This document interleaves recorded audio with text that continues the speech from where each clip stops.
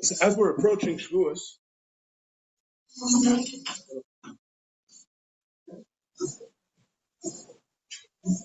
Yom Tov of the giving of the Torah,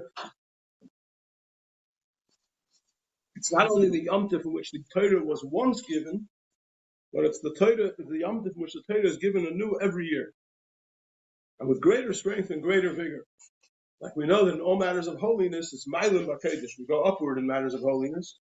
So whatever we had until now only gets stronger and more powerful. Each year repeats itself in a greater way, in a more powerful way. And specifically, this is connected with what it says in Psikta de Rav Tanya. Psikta de Rav Tanya is a medrash, where it says that Hashem says to the Jewish people, "Banai, my children, read this portion, the Aseret HaDibros, the Ten Commandments, each year on Shavuos. And I will consider it for you, as if though you're standing before Mount Sinai and receiving the Torah." So when we hear the Aseret HaDibros read out in Shul on Shavuos, Hashem considers it, and the reason He considers it is because it is a reenactment of receiving the Aseret HaDibros from Hashem Himself at Har Sinai. So the privilege of being present in Shul, when the Aseret HaDibros are read this Friday morning, the first day of Shavuos, is an incredible privilege, because it's a reenactment of what happened at Har Sinai. And for this reason, the Rebbe encourages everyone to be present in Shul when the Aseret HaDibros are read, including even children and even babies that don't understand anything. Because we find in the Pirkei Avos, Rabbi Yochanan ben Zakkai had 5 students. One of them was Rabbi Shiur ben Tanya. And it says, Hu Yameinu Shvachim, that he spoke about the praise of his students. Each student, he spoke about his unique praise.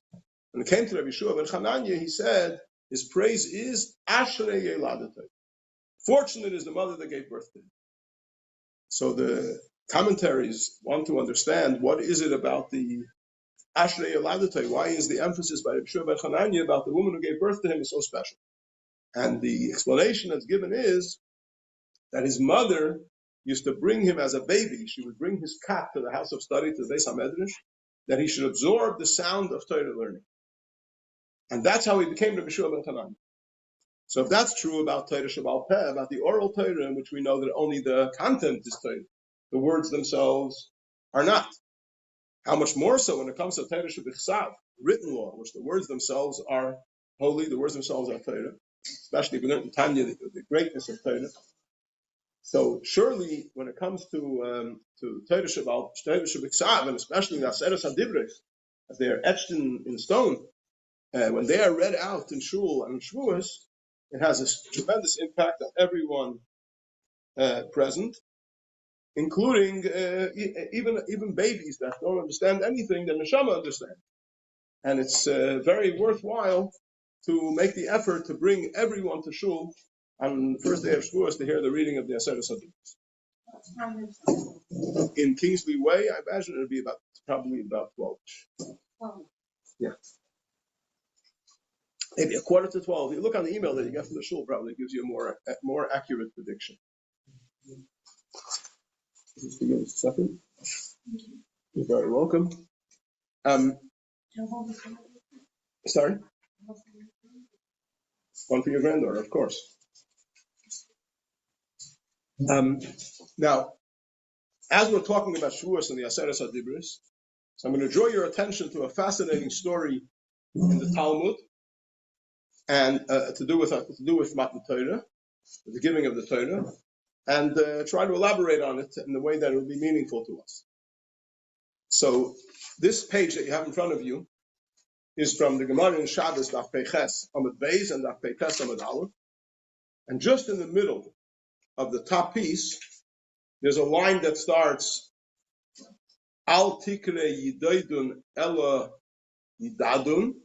Then there's a double full stop, and it starts with an acronym of Rashi Tevis, Ve'amar Rabbi Shiur ben Levi. That's where we're going to start from. So it's over here on the page. Ve'amar Rabbi Shiur ben Levi, right over here.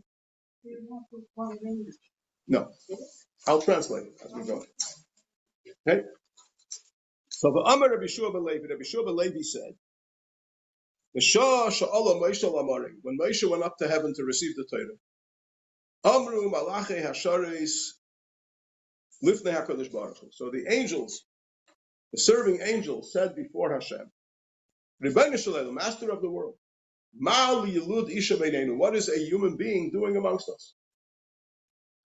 This is heaven. It's a place for spirits, for souls, for angels. It's not a place for human beings. What's Moshe Rabbeinu, a human being, doing amongst us? Amar Lahem, so Hashem said to the angels, L'kabel Torah ba. He came to receive the Torah. Amru Lefanov, so the angel said before Hashem, they Chamuda Gnuza, such a precious treasure, hidden treasure. Which is hidden by you already 974 generations before creation. What's the calculation of 974 generations before creation? We say in Haidu in the morning, Davar Tziva le'elef Doir, that the Torah is something which Hashem commanded after 1,000 generations. Now we know that the Torah was given 26 generations after creation. So if you subtract 26 from 1,000, you get 974. So whatever that means, whatever generations mean before creation, because there's no time before creation. But based on this, the Gemara says the Malachim claim that this is a treasure that's hidden by you 974 generations before creation. And at the Mavakish Litno Levasar Vadam, you want to give this to human beings, of flesh and blood. Ma Enosh Pisiskerenu, quoted the Pasuk in Tilim, where it says in Tilim, who is man that you should pay any attention to him? Uben Adam Kisipkidenu, the son of man that you should remember him. Hashem Adonenu, Hashem our master, Ma'adir Shimcha B'chol Haaretz, how powerful is your name throughout the land. Asher Noheit Chol Hashemayim, give your glory upon the heavens. So the Malachim said, we are much better candidates, much more suited candidates to receive the Torah. Why bother giving the Torah to human beings? You should give it to us. Give your glory on the heavens. Amar le'HaKadosh Baruch Hu l'Moshe. Hashem said to Moshe, they have a good claim. Hachzor lahem tshuva. Respond to them. Tell them why they're wrong. So the Gemara says that Moshe said to Hashem, I'm afraid to get into conversation with them because they can burn me up with the breath of their mouth. I'm going to start with the angels. So Hashem told them, hold on to my throne of glory, and you'll be able to speak to them.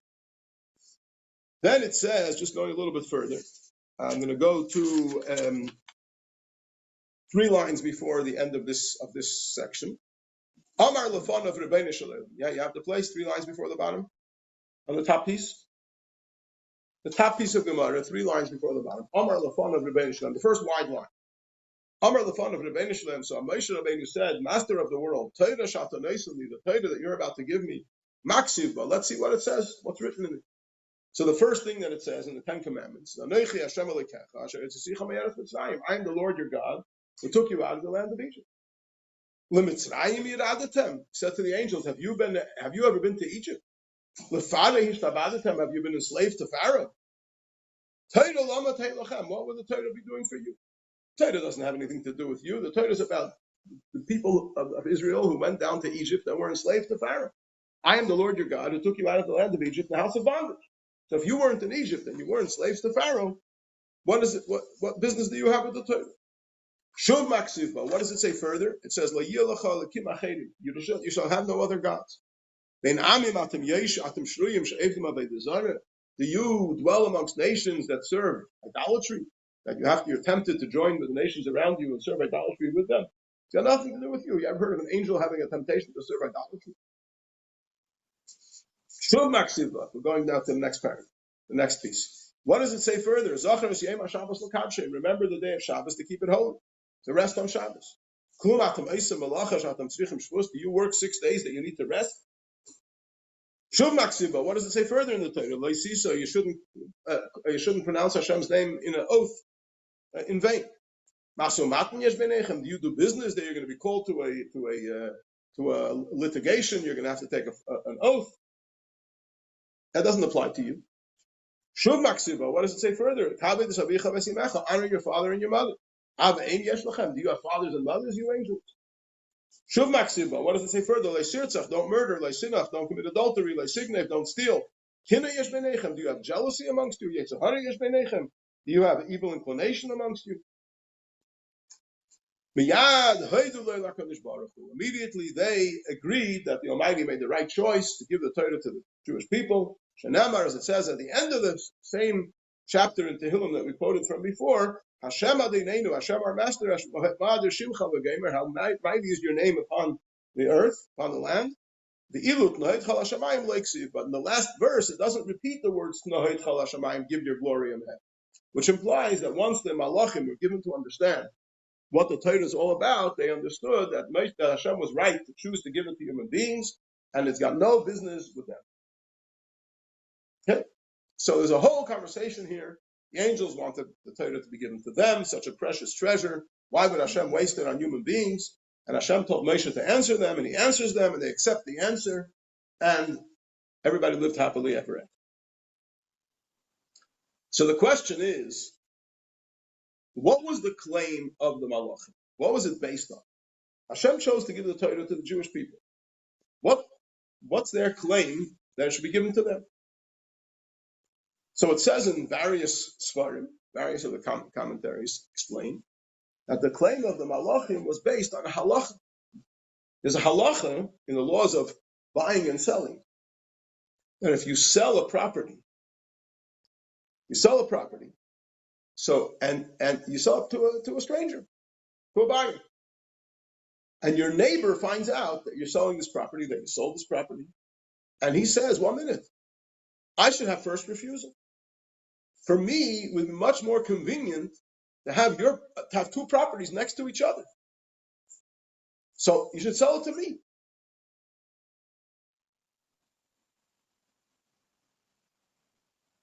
You should sell it to me. So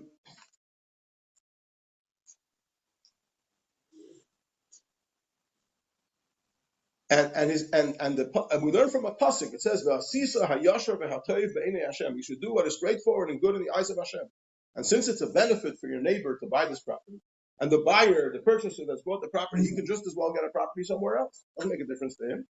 So it's a mitzvah to give the property to the neighbor and not to the buyer. I'm assuming he's going to reimburse him the full money that he paid, or if he hasn't paid yet, and there's no financial difference over here. It's just a question of it's more convenient for the neighbor to have so a neighbor has first refusal on a sale of property. That's a halacha. So the angels came along to Hashem and they said, according to that rule, we're the neighbor, right? The Torah is heavenly, we're in heaven, so we're the neighbor. So we get first refusal. You should have offered it to us first. And even if you didn't offer it to us first, we have the halachic right to insist that it gets sold to us and not to the Jewish people.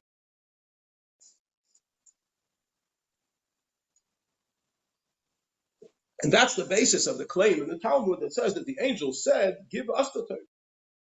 Okay? So far, so good. The question is, however, what's the response to this? What's the counterclaim? And we understand where the angels are coming from, but since they didn't actually win the case and end up getting the Torah, there must be an answer to their claim.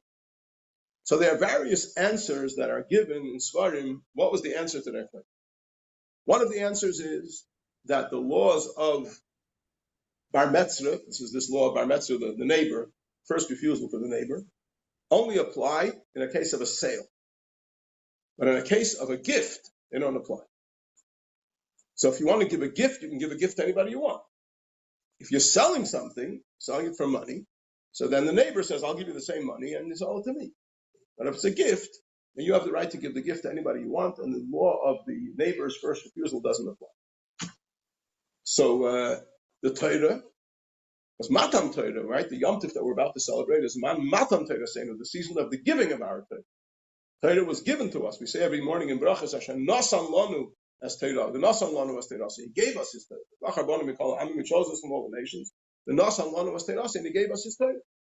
So if the Torah was given to us, it's a gift. It's not a sale. So the din of Bar Metzra doesn't apply. That's one answer that's given. Another answer that's given is the din of Bar Metzra only applies by property, by estate. But movable objects, there's no din of Bar Metzra, because you can move them from one place to another. So what difference does it make if you're the neighbor, you can get it somewhere else and move it here? Only property which can't be moved, the din of Bar Metzra applies. Now, Torah is not property. Torah is movable. Proof is it came from heaven to earth. So why should the din of Bar Metzra apply to Torah?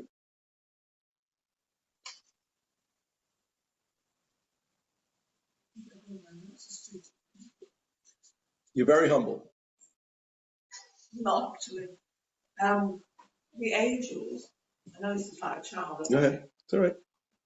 We're all children when it comes to Hashem. We're His children. What do you mean? How can they talk? How can they communicate? Yeah. We say every day in davening, the prophet Isaiah and Ezekiel talk about they're seeing the divine chariot, and the angels call to each other and say there's a way of communication that angels use. How it is, it's not the same form of speaking that we speak, but they communicate with each other. So they're alive. Of course, they're alive. They're more alive than they're very alive. They're heavenly beings. Yeah, but can people today who are really, can they be angels? I don't get the angel. You're better off being a person than being an angel. And Hashem is greater than an angel. No, once you've snuffed it,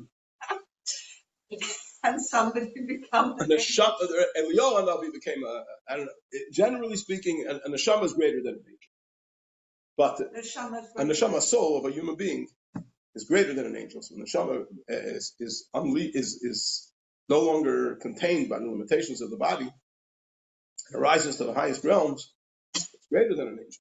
So it is before it comes down. Anyway, so the another answer there is that the Jewish people are referred to as the Kroivim, relatives of Hashem. So he's Umi Goy Gadol, who is a great nation. Hashem Lo Yelakim Kroivim Elav. To Hashem is near, and the word near, Kroivim, also means relatives. And the din is that if you sell a property to your relatives, then the laws of Bar Mitzvah don't apply. And especially the Jewish people are called Hashem's children. You are children unto Hashem your God. So if you sell a property to your children, the neighbor doesn't have any first refusal over there. So that's why perhaps it didn't apply. Another answer that's given is that Moshe Rabbeinu, we say, this is the blessing that Moshe, the man of God, blessed. So the sages ask, what does it mean, Ish Elikim? Is he a man or is he God? And it says that from Mechetzia Lamata Elikim, from half and down, Adam, from half and down, he's a man, half and up, he's godly. So Moshe Rabbeinu was also heavenly.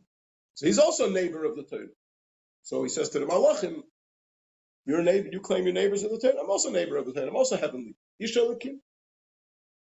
Another answer is that it says that Moshe Rabbeinu judged the people from morning to night, right? They stood in Parshas Yisro, they stood in queue from morning to night waiting to be judged. And the Talmud says that one who judged, and Moshe Rabbeinu judged din emes lamita, he judged a perfectly just and true judgment. And the Talmud says that one who judges, trusts a true and just judgment, is considered like a partner to Hashem in creation. It's like a partner to Hashem in creation. So, and we know that if you sell a property to your partner, your business partner, then the din of Bar Mitzvah doesn't apply. You're allowed to sell to your partner, and the neighbor can't interfere. And another answer is, so that's quite a few answers of it.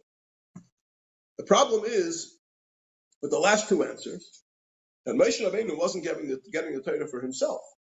He was getting the Torah for the Jewish people. So the fact that he is heavenly and he's a partner doesn't really solve the problem. Because he's not the buyer. The Jewish people are the buyer. He's just transferring it from Hashem to the Jewish people. However, we find in reference to the Jewish people, they're also considered partners, because we received the mitzvah of Shabbos prior to the giving of the Torah. In Mara, in Parshas B'Shalach, we already received the mitzvah of Shabbos. And the Talmud says that anyone who says Vayichulu on Friday night, which we all say in Ma'ariv and later again in Kiddush, when we talk about the fact that the heaven and earth was completed and Hashem rested on the seventh day and sanctified it and blessed it.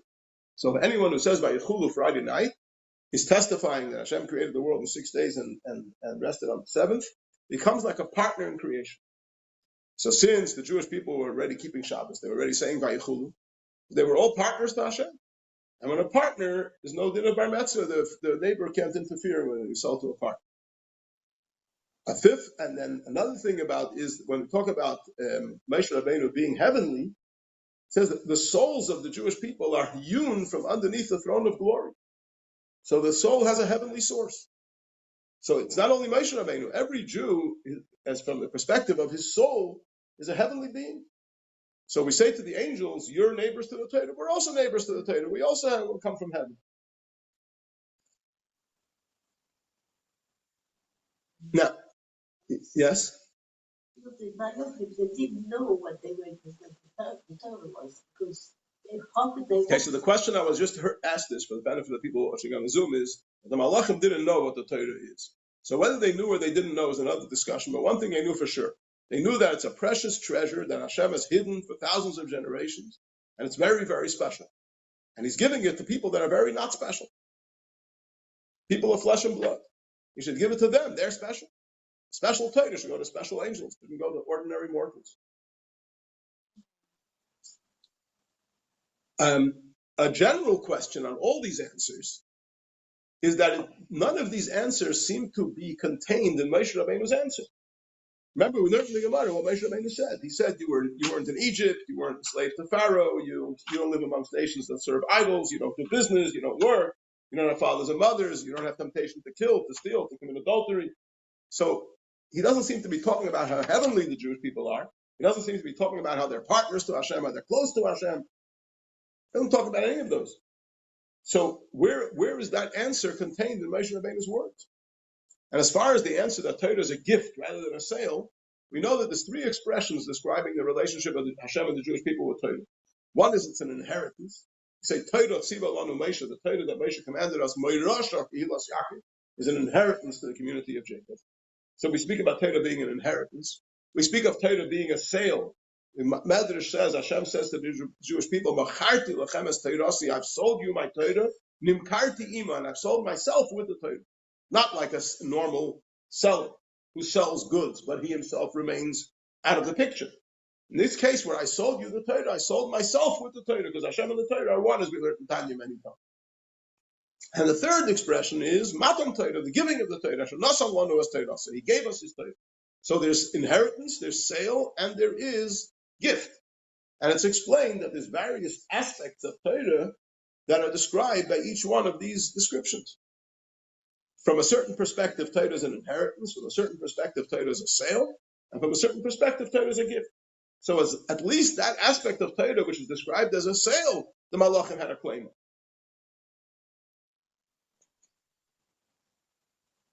And as far as it being movable, which we said before, it's only the din bar mitzvah only applies to a state, it doesn't apply to a movable object. The reason it doesn't apply to a movable object is because a movable object can get somewhere else and you can bring it here. But the Torah you can't get anywhere else. There's only one Torah. So the argument that it's compared to a movable object doesn't seem to go very far. So we're stuck. What's the answer? The angels had a good claim that they are deserving of the Torah because they're the neighbors.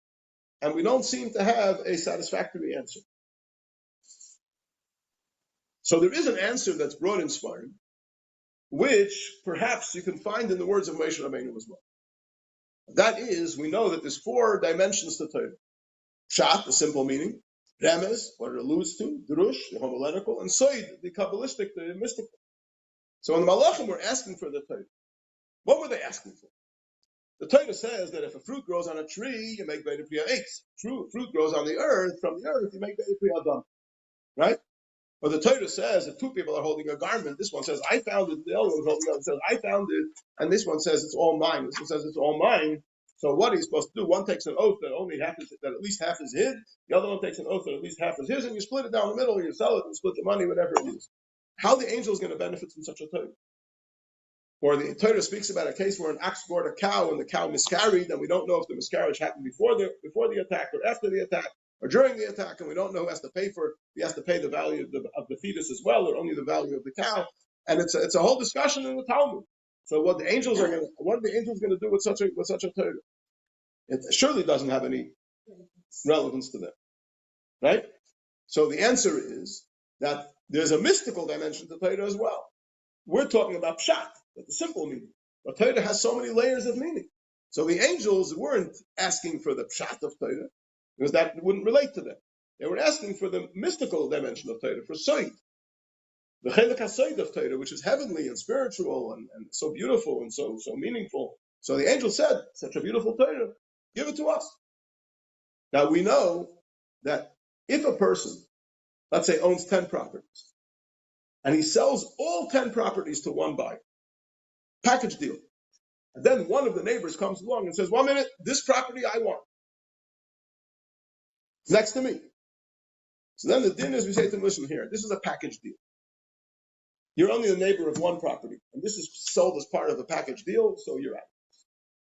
So since the Torah was given to the Jewish people as a package deal, Shat, Remez, Drush, and Soid, and the Malachim only could claim to be neighbors to the Soid, so it's not they don't have a right to it. And perhaps this can explain how Moshe Rabbeinu was saying how the Jewish people are physical, and they were in Egypt, and they were slaves, and they work, and they live amongst nations, so they can relate to the Pshat of Torah. But you angels are spiritual, so you can only relate to the Soid. And because you can only relate to the Soid, you can't apply the law of Bar Mitzvah in such a case. However, the problem with that is that the Malachim knew that they were only able to connect with the level of Soid. All Moshe Rabbeinu had to tell them is that the halacha is that when it's a package deal, you can't, as a neighbor, claim one part of the package. And that is not at all included in Moshe Rabbeinu's words. Another answer that's given is,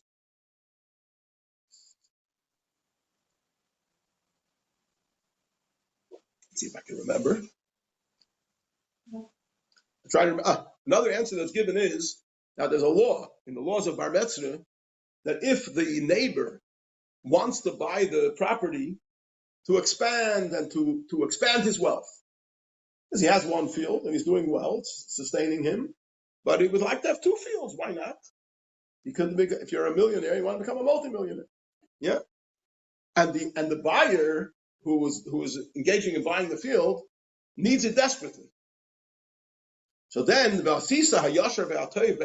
should do what is straightforward and good in the eyes of Hashem, switches to the other way. The buyer who needs it desperately because he's in a desperate situation financially, it's straightforward and good in the eyes of Hashem to sell it to him. So then the law of Bar Mitzvah goes on. So the angels are doing fine. They're doing fine in heaven. They want the Torah because it's attractive. It's very nice. It's a treasure. We like that treasure. But the Jewish people are desperate for the Torah because we say, Kihen Chayenu, the Torah is our life. Without Torah, we have no life. In addition to that, the Talmud says, Hashem says, I created the Yetzer Hara, the evil inclination, and I created the Torah as an antidote to the evil inclination. So we're stuck with the Yetzer Hara. The Yetzer Hara has his hands on our throat, and the only thing that can save us is the Torah. So we're desperate for the Torah. So the Malachim want to have, as I said, if you're a millionaire, you want to become a multimillionaire. Very nice, but we need it desperately. Therefore, the law of Bar Mitzvah doesn't apply. And this is what Moshe Rabbeinu said to the Malachim, Yetzer Hara yesh beinechem. Do you have an evil inclination that's choking you, that you need, you're desperate to have the Torah to save you from the evil inclination? Right? But it doesn't. It depends how hard you work at it. Got to work harder. In reality, one has to try one's best. And the study of Torah, the performance of mitzvahs, gives one the extra strength to be able to handle the Yetzer Hara. Try. You find when you come to a shiur, you come out invigorated to be stronger in the battle. That's true. Okay, so we have an agreement here. So, but that only explains one part of the conversation. Moshe Rabbeinu talks about the Yetzer Hara. It doesn't explain when he talks about being slaves in Egypt and having fathers and mothers and working. And it doesn't really explain everything. So really, there is another answer. And this answer is connected with what we study a lot about Tanya. And it's a phenomenal answer.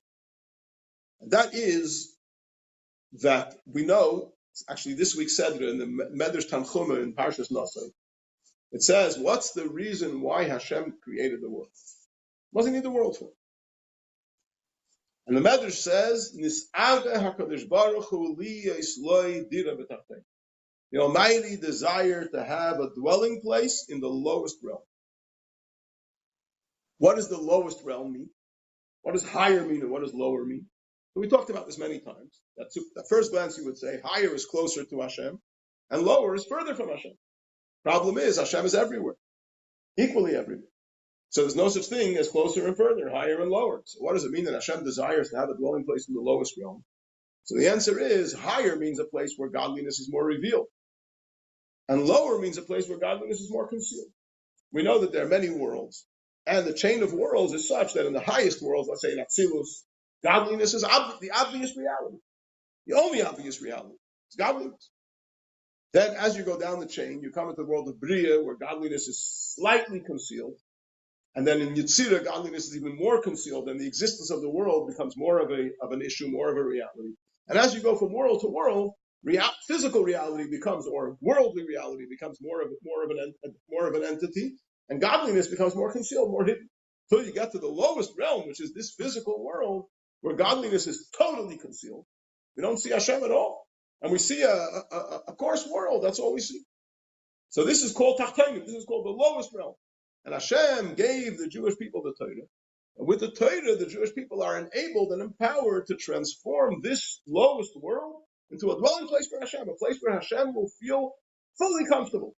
Because by studying His Torah and doing His mitzvahs and living our physical lives in accordance with Hashem's wisdom, in accordance with Hashem's will, we make Hashem fully comfortable in this world. We make Him fully revealed in this world. And the word dira, dwelling place, means, a person, when he walks in the street, he has to adjust himself to the situation in the street. When you walk into you have an appointment somewhere in the bank, you have to adjust yourself to the environment in the bank. But there's one place you don't have to adjust yourself. You can be exactly who you are. And that is in your own home. So when he says Hashem wants to have a dwelling place in the lowest realm, he means that His essence should be revealed in the lowest realm without any adjustments or any contractions. And how do you get access to the essence of Hashem? In the Torah. The Torah is one with Hashem Himself. So through the Torah and the mitzvahs, the Jewish people have the power to make this world a dwelling place for Hashem. Now there's an interesting halacha in the laws of Bar Mitzvah, the laws of this neighbor's first refusal, that if the neighbor wants to buy the property to make it into for agricultural purposes, and the buyer wants to use it for residential purposes, then the buyer gets the priority, because Yishuv Adar, to settle the land, has priority. So if the buyer wants to use it to make a dwelling place, a home, comes first. So the answer to the Malachim is the Almighty wants to have a dwelling place in the lowest realm. The only one that can make Almighty a dwelling place in the lowest realm is the Jewish people who are down here in this physical world, who have been to Egypt and have been slaves to Pharaoh and live amongst Gentiles and do business and work 6 days a week and have fathers and mothers and have temptation to murder and to steal and other things. And nevertheless, they're going to lead their lives with the Torah is going to empower them that in this lowest realm, they're going to lead their lives in such a way that's going to make the Almighty's presence fully manifest in this realm. That's creating a dwelling place for Hashem. And the law is that if you're going to use the property to make a dwelling place, then you get first choice. So because the purpose of our existence and the purpose of us receiving the Torah is to be able to make a dwelling place for Hashem in the lowest realm, that's the answer why the angels are not entitled to receive the Torah, because they're not going to make a dwelling place for the essence of Hashem. Because the essence of Hashem, you can only make a dwelling place in the lowest realm, where the darkness can be transformed into light. Where absolute darkness can be transformed into light. Whereas a reality that totally conceals Hashem's presence is completely transformed into a reality that reveals Hashem's presence and shines with Hashem's presence. And that's when the Jewish people in this darkest, the lowest world, live a life in accordance with the Torah and the mitzvahs. So that's why we are entitled to the Torah, because we're in the lowest realm, and we could make in the lowest realm a dwelling place for Hashem.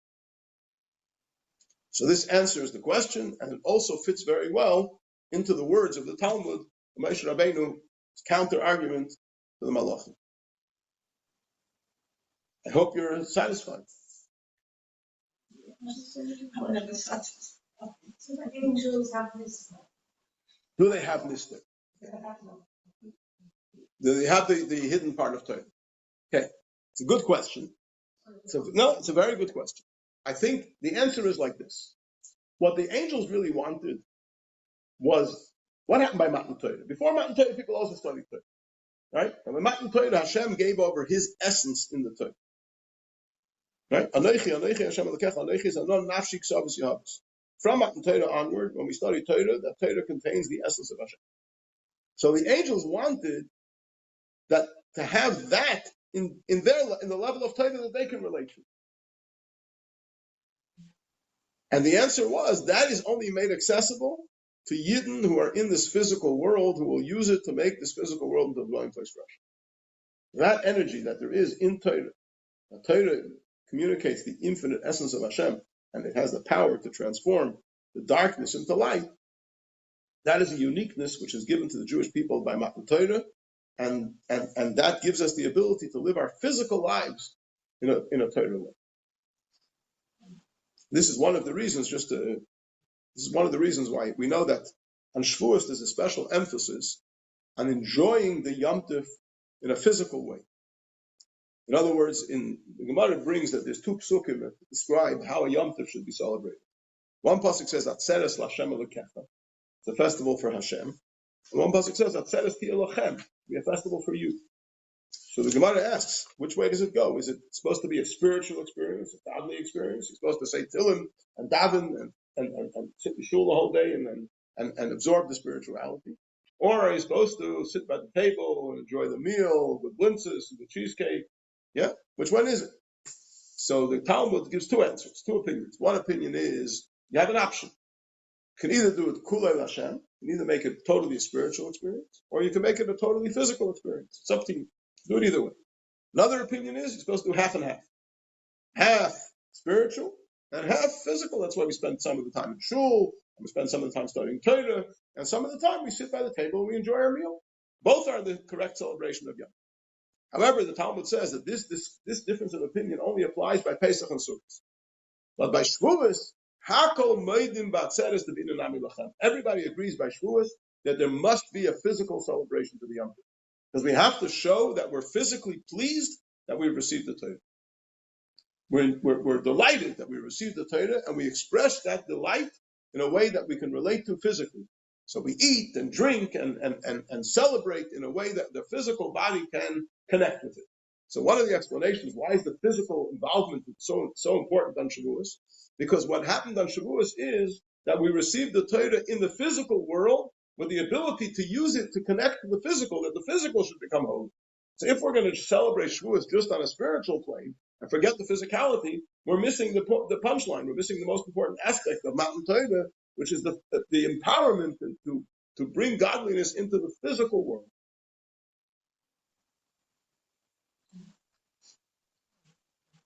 Question? Yeah, the first side about the neighbors. The neighbor wants to use the field for agriculture. It's the same. That's what he wants. Like, I don't see if he doesn't want to use it for dwelling. Right. Okay, so the question, let me just repeat your question for the people on the Zoom. Question was, but if the neighbor wants to use it for agriculture, for him, that's what he wants to use it for, so why shouldn't we respect that?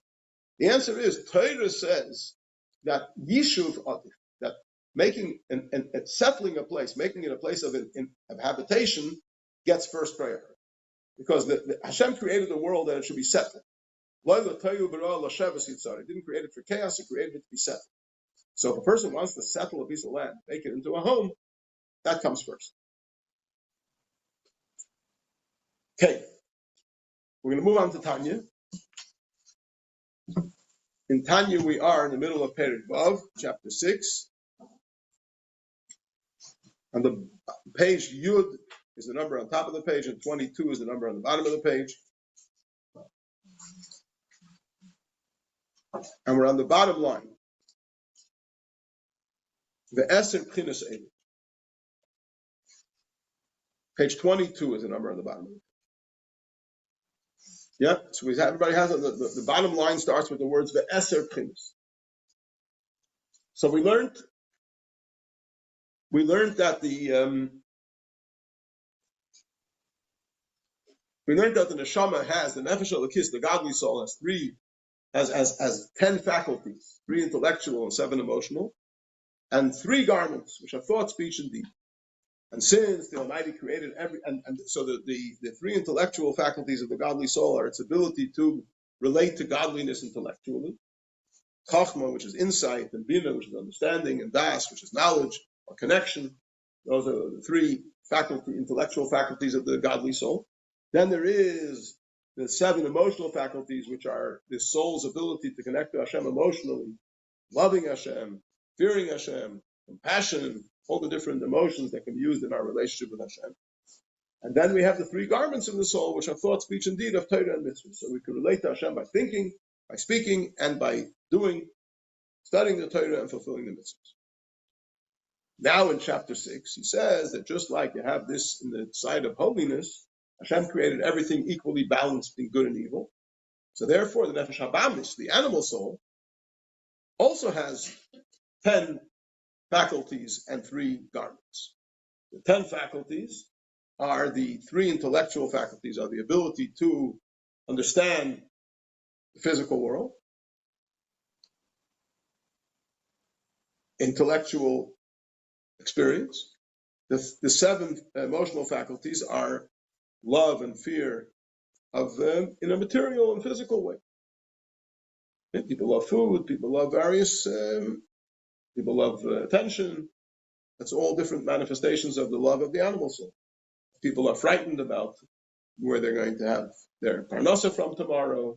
They're frightened of losing their health, God forbid. These are all things which are the physical body. This is the way the animal soul functions. And they're frightened of losing their attention. And so the 3 intellectual faculties of the animal soul and the 7 emotional faculties of the animal soul. And last week we spoke about the fact that the order is reversed. And when it comes to the animal soul, we first speak about the emotions and then the intellect, because the emotions come spontaneously, as opposed to the emotions of the godly soul that have to be worked on to develop. Now we're going on to the 3 garments of the animal soul. It says, "V'eser p'chinas elu hatmeis." These 10 impure faculties, yes, the 10 faculties of the animal soul. She'adam mechashev b'hem. The person applies them into thought. Aymedaber, or speaks. Ayesa, or does. So he's thinking, speaking, or doing that which is in the interest of the animal soul. So his thought, which is in his brain, the diburish of and his speech was in his mouth, and the power of deed, of action in his hands, or shar evrav in his other limbs. They are called impure garments, to these 10 unclean faculties, which they enclose themselves in them. When the person does, or speaks, or thinks, so the faculties of the animal soul are enclosing themselves in the garments of the animal soul. Now, what exactly are the thought, speech, and deed of the animal soul? So when it came to the thought, speech, and deed of the godly soul, we said it's Torah mitzvahs. When you understand Torah and you perform mitzvahs, you're connecting to Hashem through your thought, speech, and deed. Those are the 3 garments of the godly soul. So what is the other side of the coin? What are the 3 garments of the animal soul? So naturally, we would say probably transgressions. Transgressing the Torah. If you think forbidden thoughts, or you speak forbidden talk, or you do forbidden acts, that would be the garments of the animal soul. Says the Alter Rebbe, no. We're not going there. It's not what we're talking about. We're talking about v'hein kol hamaisim asher nasim tachas Hashem. We're talking about all actions that take place under the sun. In other words, any action which is not connected with Hashem. You're not doing a mitzvah. You're not doing it in order to do a mitzvah. It's nothing to do with your relationship with Hashem. Just regular things you do. And why are you doing them? Because you want to do them. Or because they're going to help you in your physical existence, which in your mind at the moment is completely divorced from your relationship with Hashem. You're not thinking about how this is going to help me serve Hashem. I'm eating because I'm hungry, because I like the food. I'm going to go to sleep because I'm tired, because I enjoy sleeping. I'm going to go shopping because I want to buy a few things that I would like to have. I'm not thinking about Hashem now, I'm thinking about myself. So thinking about yourself and actions and speech and thought, that is a manifestation of thinking about yourself, is animalistic. You're behaving like an animal. That's what animals do. Animals think about themselves. It's nothing forbidden, but it's not godly. It's not an expression of your godly soul. It's an expression of your human, natural, animal soul. Asher hakol hevel or usruah. It's all vanity and broken spirit. As it says in the Zohar, a portion of B'Shalach, they're called the broken spirit. This has to do with the fact that Kabbalistically, Everything of klipa comes from the broken vessels of tohu. So it's called tefillah diburim. Similarly, all speech, chol machshavos, and all thought, asher lo Hashem heim, which are not towards Hashem. You're not speaking about your relation. It's not davening. It's not Torah study. It's not encouraging someone to serve Hashem better.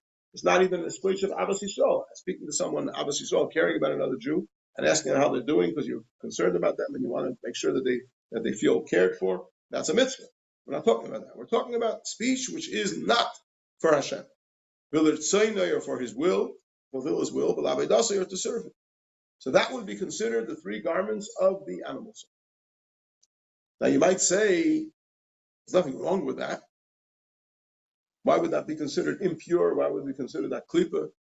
Why would we consider that sitra achra? So he says, Shezeu pirush lashon sitra achra. This is the meaning of the word sitra achra. Sitra achra is Aramaic for the other side. Pirush, which means tzad acher she'enei tzad hakdusha, the other side, which is not the side of holiness. Anything which is not holiness is unholy. Not as intensely unholy as something forbidden, but at the end of the day, it's outside of the framework of Kedusha. So it's outside of the framework of Kedusha. It's not holy, and it's automatically unholy. Put it like this. Let's put it like this. What does it mean on the most subtle level? First mitzvah in the Torah is to serve Hashem. Nechi Hashem Elokecha, right? And the second mitzvah in the Torah is don't have any other gods besides me. So if I'm thinking, speaking, or doing for Hashem, either because I'm thinking Torah or thinking about doing a mitzvah, or I'm speaking words of Torah, or speaking that which is a mitzvah to speak, or doing an act which is a mitzvah to do, then I'm connecting with Hashem. So those are the thought, speech, and deed of the godly soul. What happens if I am not concerned about Hashem right now? I'm concerned about my own selfish interest. I'm not going to do anything forbidden. I'm just going to do what I want to do. Who am I serving now? Who's the God that I'm serving now? Myself. And that's the other God that you should not have besides Hashem, is yourself. So in a subtle form, that is idolatry. That's serving another God, another goal. So when you put it on two sides of it, there's the godly soul's thought, speech, and deed. Those are thought, speech, and deed of the service of Hashem. And there's the animal soul's thought, speech, and deed, the unholy thought, speech, and deed, which are anything which is not the service of Hashem. Because sitra achra means the other side, which is not the side of kedusha. The side of holiness of kedusha is only that which is the holiness of Hashem dwells there. Where does the holiness of Hashem dwell? Godliness only dwells upon something which is subservient and nullified to godliness. Something which puts itself aside and makes its main goal Hashem becomes receptive to holiness and godliness. But if you don't put yourself aside and you don't make the first and foremost goal Hashem and His service, then you're not godly. You're not drawing down godliness upon yourself. And that automatically becomes sitra achra, the other side. Now, what does it mean that something is subservient and nullified before Hashem? He says there's two levels. Bein b'poel mamash. It could either be in practice nullified to Hashem. In other words, I'm doing right now what Hashem wants from me and not what I want. Like, for example, the angels. We talked about the angels before. The angels are agents of Hashem, messengers of Hashem. The only thing they do is Hashem's bidding. They don't have any other agenda. So the angels are completely subservient and subordinate to the will of Hashem. So that's holiness. Bein b'koyach, or there's also potential subservience, potential self-nullification. Like every Jew down here on earth, that has within himself the potential of always nullifying himself to Hashem. As we discussed, that every Jew has the capacity to give up his life to sanctify Hashem's name. So even if I'm not doing that right now, but the fact that I'm ready at any given moment, that if that call will come, I'm ready to give up my life to sanctify Hashem's name, that means that in potential, there is a bittul, there's a subservience to Hashem. Therefore, every Jew and the soul of every Jew is holy. Because holiness is not only measured by being in practice subservient to Hashem, It's also measured by being potentially subservient to Hashem. Obviously, the holiness that you draw down by being potentially subservient to Hashem is not as intense as the holiness that you bring down as by being actually subservient to Hashem with your actions. Therefore, our rabbis of blessed memory say, that even if one individual is sitting and studying Torah, the divine presence rests upon him. And whenever there's 10 Jews together, whatever they're doing, the divine presence rests on them. Because they're each one potentially subservient and nullified to Hashem. Each one is ready for the call to be Moshe Nefesh, to give up his life, to sanctify Hashem's name. And even though they're not holding there right now, because they haven't been facing that test, but in principle, in potential, they're ready. So therefore, there's a certain level of the Shekhinah which rests upon 10 Jews, whatever they're doing. So the collective force of 10 Jews together brings out this potential holiness, potential subservience to Hashem, and gets it into action, that it should become a force that causes the divine presence to dwell there. But something which is not subservient and nullified to Hashem, but rather is something on its own. It has its identity on its own.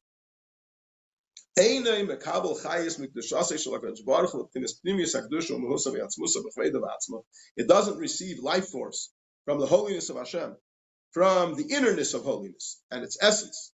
It only receives from the hinder part. Just to explain this hinder part story, everything that exists receives its life force and its existence from Hashem. However, there's two ways to receive your existence. One way to receive your life force and your existence. One is to receive it face to face. Like if you like someone and you care for them, you give them a gift, you give them face to face. And not only are you giving the gift, you're also giving there's also a relationship developed. There's communication. And if there's somebody who you dislike, but for certain reasons you need to give them something, but you don't even want to face them to give it to them. You really dislike them. So then you'll just throw it over your shoulder to them. So they'll get it. But you won't have that communication, that love connection, that won't be there. So when Hashem gives life force to everything, to holiness and to unholiness, they all have to receive their life force from Hashem. They wouldn't be in existence if they weren't getting the life force from Hashem. But that which is in holiness gets its life force from Hashem's countenance. As we say in the Birchas Kainim this week, said, Yoyer Hashem panav elecha. Hashem should shine his countenance upon you, face to face. Or as it says by Matan Torah, which we're going to read, panim b'panim diber Hashem yilachem, face to face, Hashem spoke to you. But the Klippa receives its energy and its life force from Achirayim, from the hinder part, like somebody throws something over his shoulder. So only something which is subservient to Hashem and nullified to Hashem, it can draw down the divine presence in a revealed way in a face-to-face manner. That which is not subservient to Hashem does its own thing. It's a davar nifred bifnei atzmei. It's something separate on its own. In other words, it considers itself as something. It's separate from Hashem, and it's on its own. It says, Hashem, I am here. Mixed out of my life. Yeah, I'm on my own. So then it doesn't receive life force from the countenance of Hashem as it comes face to face. It only receives from the hinder part. There's a descent, the whole process of descent from level to level, right? Where godliness is more revealed and less revealed, less revealed, less revealed. So it comes down level to level. Myriads of levels.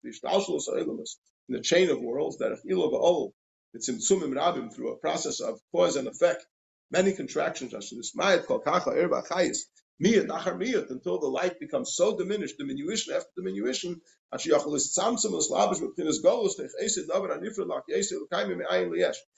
the godly energy can enclose itself in a manner of exile in that separated entity and give it life and existence from nothing to something. In other words, its entire existence is only because God is creating it and recreating it every second from nothing to something.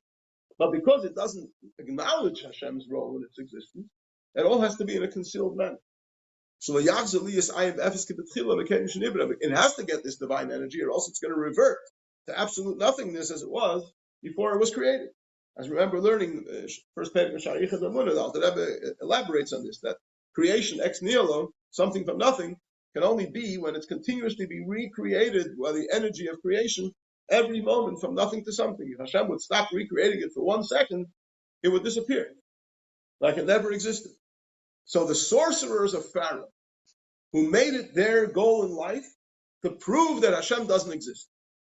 So every time there was one of the plagues, they came along and they tried to do the same thing and say, what are you talking about? This is not godliness, this is sorcery. We can do the same. Right? So who was creating them and recreating them every second, together with their wisdom and together with their sorcery and everything that they had to try and disprove Hashem's existence? Who's creating them every second from nothing to something? Hashem. And if he would stop creating them for 1 second, they would stop existing. But obviously, this is in a very concealed manner. Not like in Kedusha, where it comes in an open, loving, revealed manner.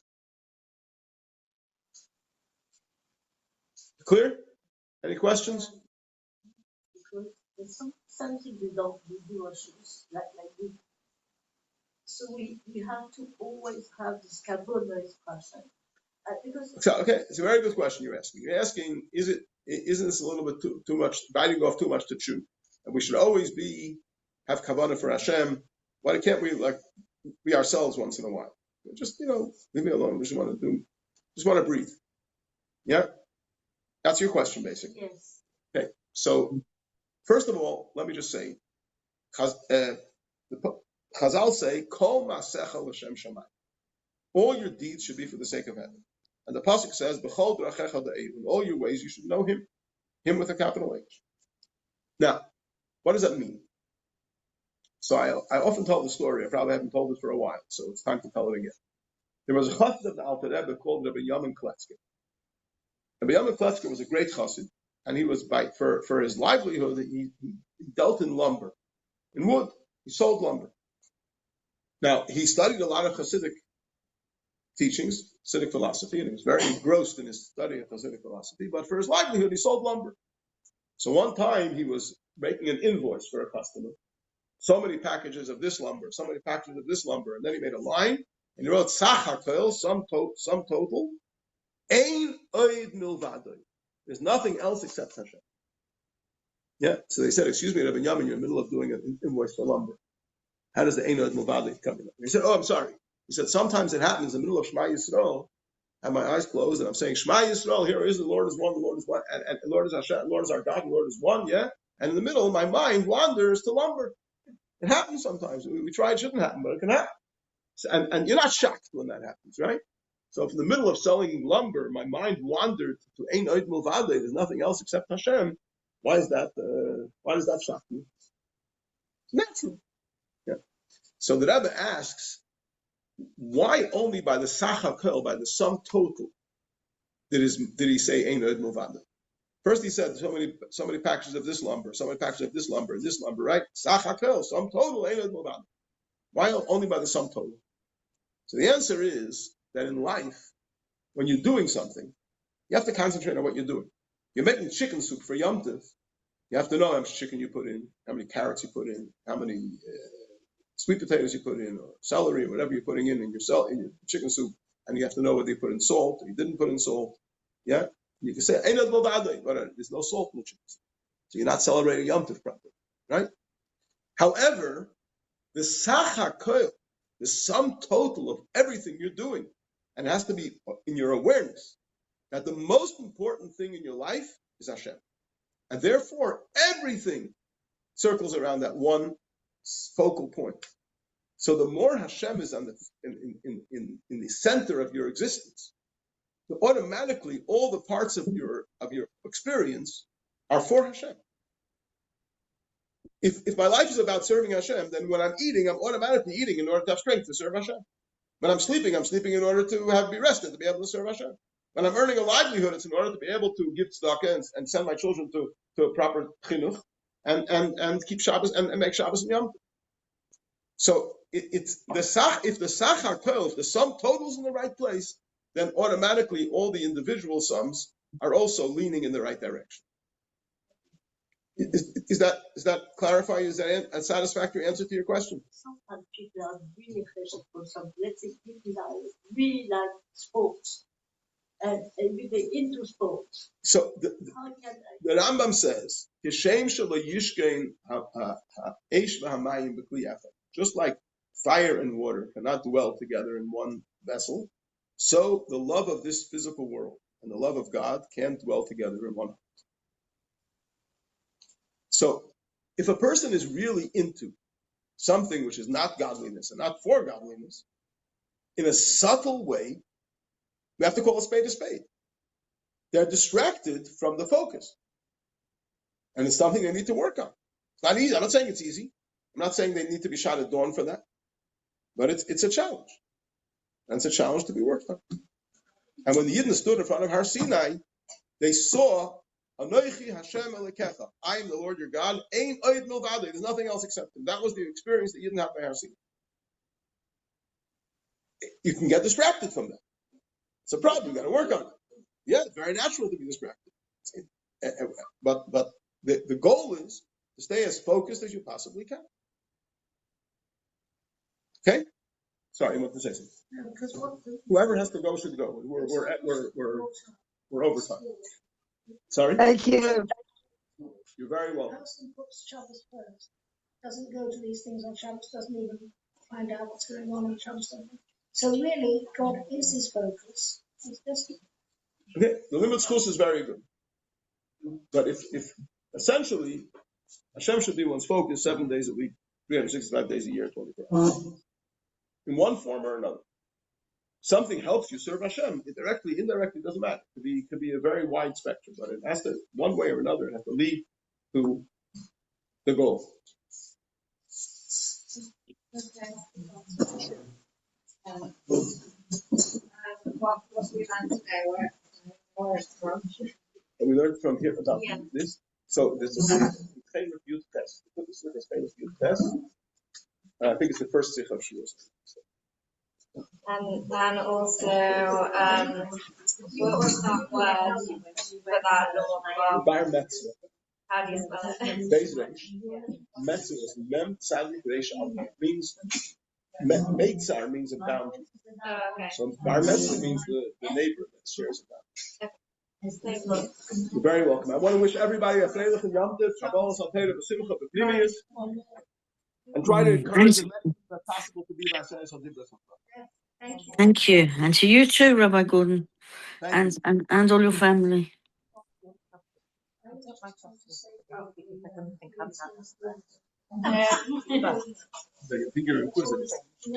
Maybe. The ones that you mentioned about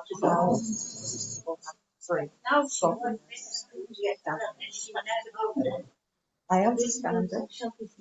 I know what it is. So many people